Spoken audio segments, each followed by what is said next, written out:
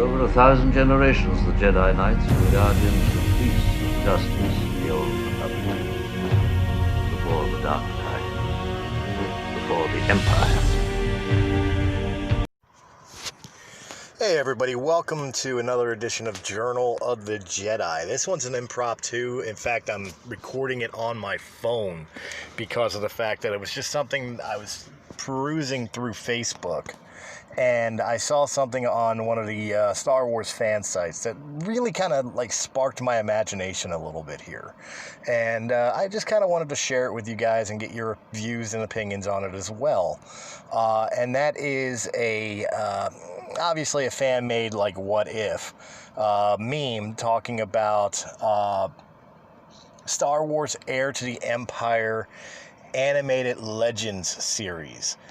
And it got me thinking. I'm like, that would be cool. It would never happen, but that would be cool to have an animated series. And knowing that, like, you know, we've lost so many of our original trilogy actors, you know, due to cause of death and or just age. You know, of course, I'm thinking about, like, Kenny Baker. I'm thinking about, Carrie Fisher and so on and so forth, but also that the ones that are still surviving are just, you know, they're too old to play their younger selves. And with the way since Lucasfilm got bought by Disney, the way the series has gone and the sequel trilogy taking place 30 plus years past Return of the Jedi, there's still 30 years of content that they could start telling the story of and putting out for stories to be told. And rather than book format, it got me thinking that would be a great way to maybe tell those stories, would be in animated series where we could see the adventures of Luke Skywalker opening his school and you know, the subsequent downfall of his school because of his nephew Ben. You know, we could see Leia's training. We could see how Han and Leia wound up separating. We could see the rise of the Resistance and the splitting between the Resistance and the New Republic.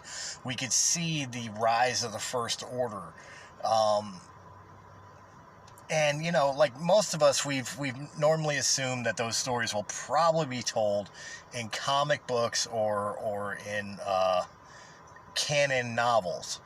And we've gotten some of them. We have gotten some, like Heir to the Jedi and, you know, Leia and stuff like that. But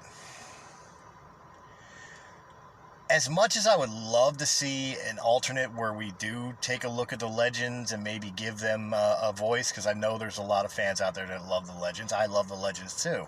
But I'm also just as curious about the canon story arc. And as such, I think that would be a great way to really kind of delve into the Star Wars mythos as it stands today. I mean, look at what it did for the prequel trilogy, for example, the Clone Wars. The Clone Wars filled so many gaps that people now more than ever appreciate the prequel trilogy, where a lot of their questions got answered in the animated format. And I don't think it would be a terrible idea whether you were able to get somebody like Mark Hamill or, you know, it would never happen, but Harrison Ford to actually voice Han and Luke and send them on adventures that tie into the current storyline that leads from Return of the Jedi to The Force Awakens. But overall, even if you got other actors who just, you know, stand in the roles, I think it would be great to be able to take a look at those stories, those untold tales that we've been waiting so long to really delve into and really flesh out that 30-year difference within the Star Wars universe. I say this simply because, like I said, it sparked my imagination, and it's, you know, I could really see a series coming at it because it doesn't have to just follow the adventures of, like, Luke Skywalker or Leia. You know, just like the Clone Wars, you had episodes that did follow Obi-Wan and Anakin, but you had episodes that followed the other Jedi. You had episodes that followed the clones. You had episodes that followed Jar Jar Binks, you know, for God's sake. Or you know, like the droid episode, you know, for example. And I think they could really do something with that if they did do a Rise of the Resistance, just for the sake of argument, series where you take episodic start to finish episodes and tell the stories of all involved. How did Poe go from a smuggler to a Resistance pilot? How, I mean, there's so many things you could really dig into. You could find out how Palpatine had a son or daughter. I don't think they ever made it actually clear if it was a son or daughter who was the actual, like, heir to Palpatine, you know, as far as Rey's parents are concerned. Which one was the actual child of Palpatine and which one was, you know, the one that married a Palpatine. But regardless of which, how they escaped the clutches of Sheev and were able to go into hiding and able to have Rey, and then, you know, obviously the subsequent what led to them hiding Rey in Jakku. You know, we could look at those stories as well as some of the lesser known characters in the story arc of the sequel trilogy. You know, we can follow Rose and her sisters going into the Resistance. We could follow Admiral Holdo and really flesh that character out more.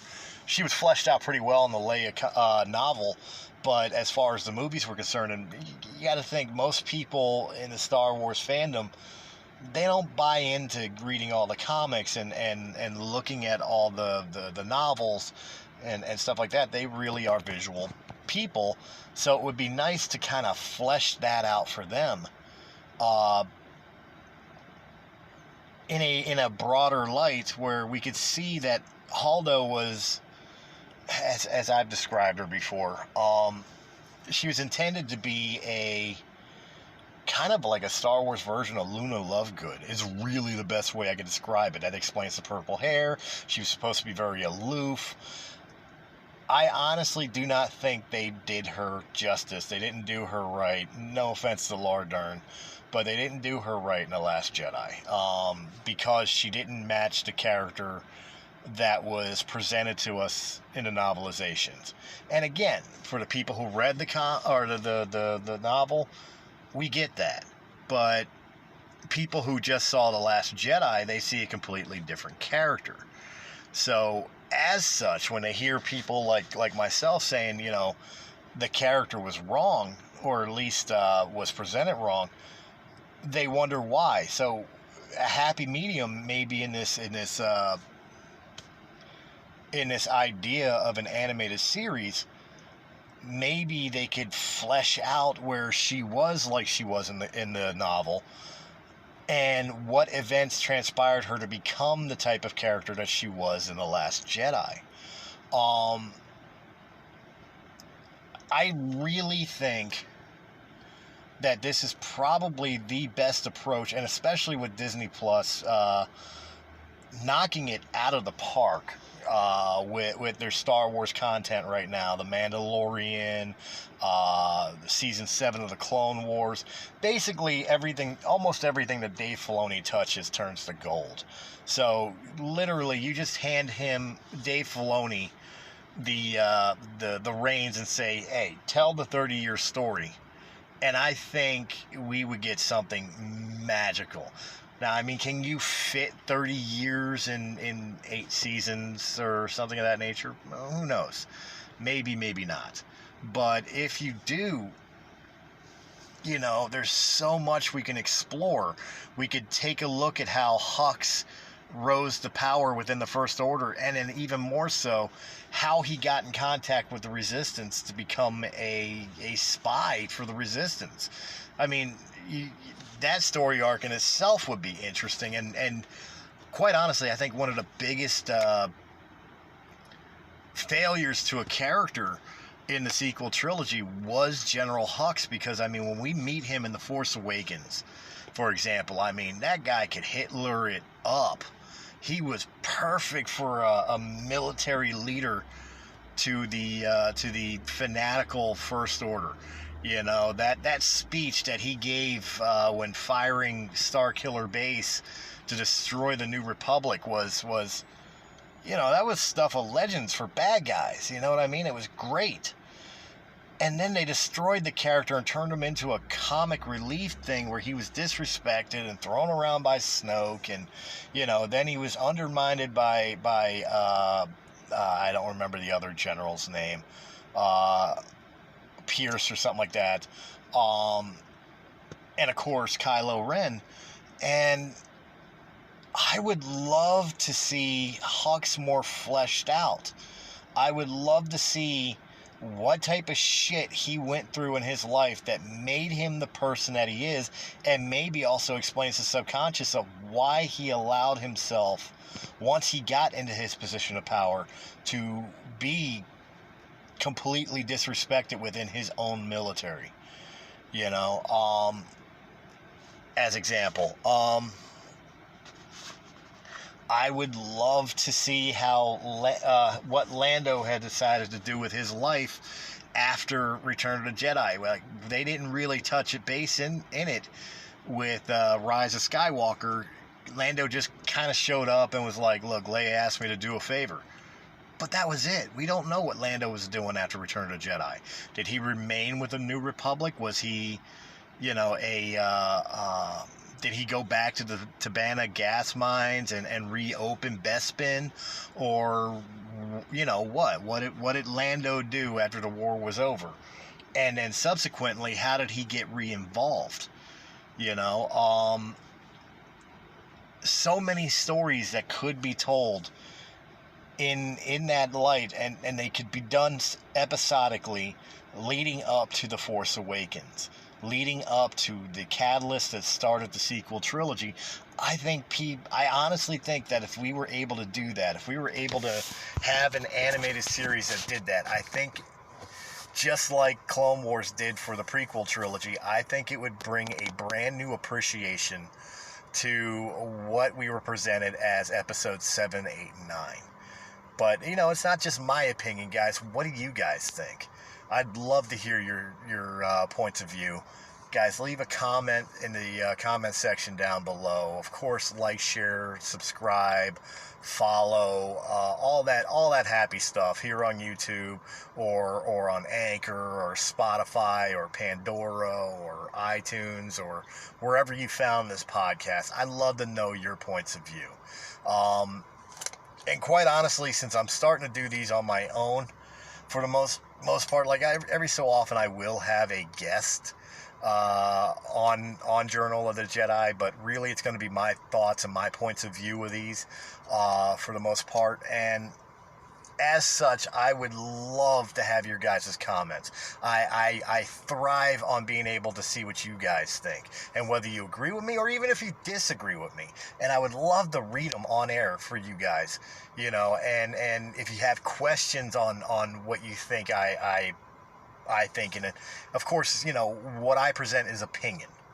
Okay, so it's not like I work for Lucasfilm or Del Rey Books or Marvel Comics or anything like that. So, you know, I know about as much as you guys do, but I love the franchise so much, and always have loved the franchise so much, that I try to get as much information of it as I can. And I would love to answer your guys' questions, even if it is only just opinion and, you know, and speculation, and not necessarily, you know, something that I could research and fact check.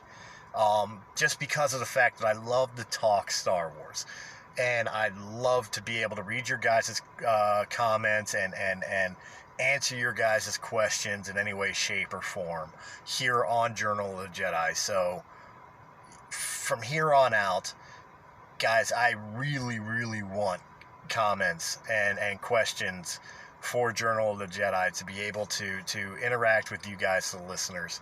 And as I said, for the start of it, guys, tell me what you think. Would you want a animated series telling the story between Return of the Jedi and The Force Awakens? Or do you think that the comics and novels would be enough? Or do you not even care? Do you not even want to know? Maybe you would rather be interested in opening up the expanded universe again and just letting those stories, those, for lack of a better term, what they would be considered now is, I guess you kind of say, fan fiction story arcs, and just let Star Wars go into a different light. Comment down below, and guys, as always, may the Force be with you.